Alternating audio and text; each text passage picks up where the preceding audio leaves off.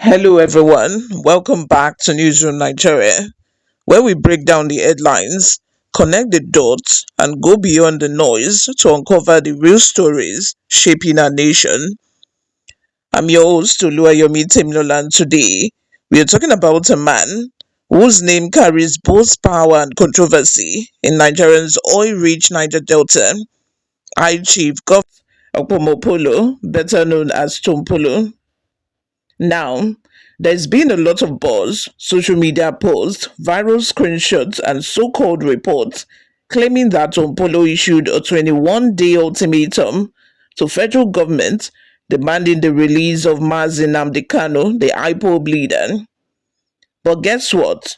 Tompolo says the entire story is false, mischievous, and deliberately planted to tarnish his name.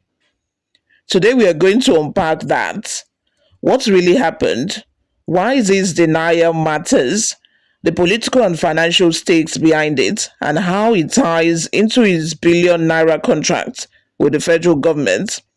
So stick with me.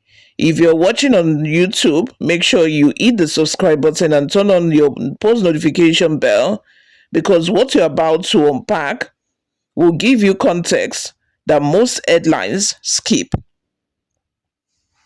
Here is the background. A statement was released on Sunday and signed by Dr. Paul Bebeni Mibo, who's Tompolo's media consultant.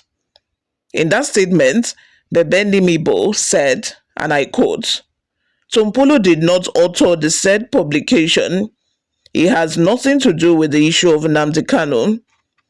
This is clearly the handwork of his enemies, seeking to discredit him because of his stand against illegal crude oil activities in the Niger Delta.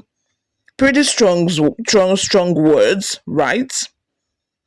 He went on to stress that Tompolo is fully focused on his duties, protecting oil infrastructure and eradicating oil theft through Tantita Security Services Nigeria Limited, its private security company. The statement also reaffirmed Tompolo's loyalty to President Bola Ahmed Tinubu and total support for the renewed hope agenda. In fact, it even went as far as endorsing Tinubu for a second term. So not only is Tompolo denying the ultimatum, he's also reminding everyone where his loyalty stands. Let's talk about why this denial is so important. Because in Nigerian politics, silence is sometimes as powerful as speech. And for someone like Tompolo, silence can be dangerous. Here is why. Tompolo's company, Tantita Security Services, currently holds a multi-billion naira contract from the federal government. Their job? To monitor pipelines, stop oil theft and protect vital oil infrastructure across the Niger Delta. Now imagine, while holding such a sensitive federal contract, a report suddenly surfaced online claiming you gave the same government an ultimatum over a politically volatile issue like Nnamdi Kanu's detention. That's not just a misunderstanding, that's a direct threat to your business interests, your political standing, and your image as a loyal partner. So when Tompolo's team moved quickly to deny it, that wasn't just PR, that was damage control, swift, strategic, and necessary. Remember, this is a man who once lived on the opposite side of government power, an ex-militant who was declared wanted years ago. He's now one of the most trusted security contractors in the oil industry. That's a massive transformation from militant to protector. And with that kind of image shift, credibility is currency. Any statement suggesting hostility towards the same government that pays him could cost him everything. Now let's talk about Tantita Security Services, the company at the heart of this. When the federal government renewed Tantita's contract, it was reportedly worth 48 billion naira annually. Their mandate, fight crude oil theft, secure pipelines, and protect Nigerians' energy access, something the military alone has struggled to do effectively. And honestly, results are visible. Reports show a reduction in illegal oil activities in some key Niger Delta regions. But, and there is always a but, the controversy hasn't gone away. Critics say it's risky to give ex-militant leaders control over national security operations. They argue it blurs the line between state authority and private power. Still, for many communities, Tantita has brought peace, jobs, and relative stability. Tompolo himself has also taken on a more philanthropic role recently, donating millions to community projects, flood relief, and even educational initiatives across the Niger Delta. That's part of the image it's crafting, a protector, not a predator. And that's exactly why this fake story hits differently. It threatens to undo years of slow image rebuilding. Now let's step back a bit. Not everyone buys the denial, and that's what makes this story interesting. Some political observers believe the denial was simply damage control. They say, where there's smoke, there's fire. Maybe someone close to his team said something unofficially, and the story grew legs. Others, however, see this as a clear case of sabotage. Think about it. Tantita has disrupted billions of naira in illegal oil trade. That means Tompolo has made powerful enemies, oil thieves, smugglers, and maybe even insiders who benefited from the chaos. For them, discrediting him online could be a way to weaken his influence before the next contract review.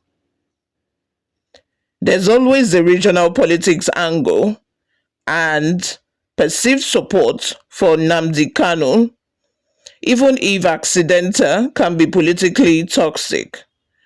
The Niger Delta leadership, the presidency, and other regional blocs watch these signals closely. So Tompolo's quick denial wasn't just about social media reputation, it was about sending a political message. I am loyal, I'm focused, I'm not part of any separatist agitation. On the other hand, some human rights advocates argue that influential figures like Tompolo should speak up more about justice and fairness, including issues like Nnamdi Kanu's prolonged detention.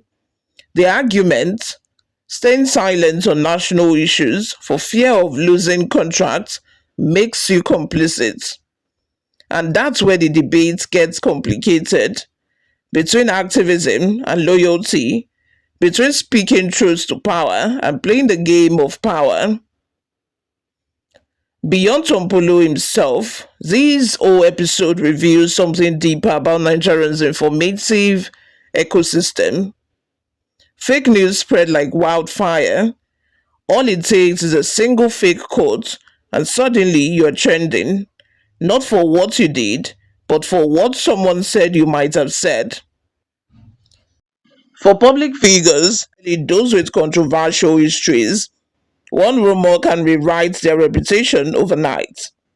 And if you know what's impressive here, Tompolo's team handled this swiftly and strategically. No insult, no threats, just a clear, respectful statement aligning with the president's agenda and reaffirming his role in national security. That's how you control the narrative before the narrative controls you. And it reminds us all, in politics and in life, your reputation isn't what people say about you, it's how you respond when they lie about you. So, so here's the bottom line. Tompolo says he never gave any ultimatum to the federal government. He remains loyal to President Tinubu, focused on pipeline protection and committed to cleaning up the oil sector. But whether you believe that denial or not, one thing is clear. In today's Nigeria, power, perception, and politics are all intertwined. Now, I would love to hear your thoughts. Do you believe Tompolo's denial? Was this truly fake news or strategic politics at play? Drop your opinions in the comments section below. And if you found this analysis helpful, please hit the like button, subscribe, and share this video so more people can understand the real context behind the headline. My name remains Oluwayomi Temilola, and this has been Newsroom Nigeria. Until next time, stay informed, stay curious, and always question the headlines. I will see you all in my next video. Bye for now.